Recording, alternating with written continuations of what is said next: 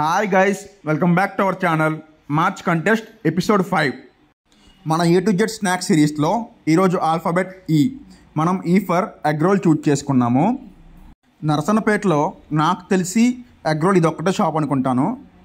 ఇంకెక్కడైనా సరే నరసనపేటలో egg rolls అమ్మితే కామెంట్ చేసేయండి కామెంట్ సెక్షన్లో. అలాగే మనం చూస్తూ ఉంటాము చాలా ఎగ్ రోల్స్ అమ్మే ప్లేసెస్లో చపాతీ ఉంటుంది కదా, దాని ప్లేస్లో ఇన్స్టంట్ చపాతీని వాడతారు వాళ్ళు. అది అసలు మంచిది కాదు హెల్త్కి.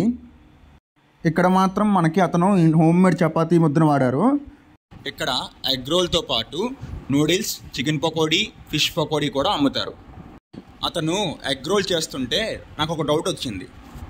ఇంతకీ ఎగ్ వెజ్జా నాన్ వెజ్జా? మీరేమనుకుంటున్నారో కామెంట్ చేసేయండి. నేను మాత్రం ఒక ఆర్టికల్లో చదివాను, ఎగ్ వెజ్జా నాన్ వెజ్జా అనే డిస్కషన్కి ఒక సొల్యూషన్ దొరికిందంట. అదేంటంటే, ఒక కోడి పెట్టిన అన్ని గుడ్లు పిల్లలు అవ్వవు కదా, కొన్ని గుడ్లు మాత్రమే పిల్లలు పుడతాయి, కొన్ని గుడ్లు మాత్రం గుడ్లలాగానే ఉండిపోతాయి కదా. ఏ గుడ్లు అయితే పిల్లలు పెడతాయో ఆ గుడ్లని నాన్ వెజ్ అంటారంట. ఏ గుడ్లు అయితే గుడ్లలాగానే ఉండిపోతాయో వాటిని వెజ్ అని అంటారంట. ఇది మాత్రం నేను ఒక ఆర్టికల్లోనే చదివాను.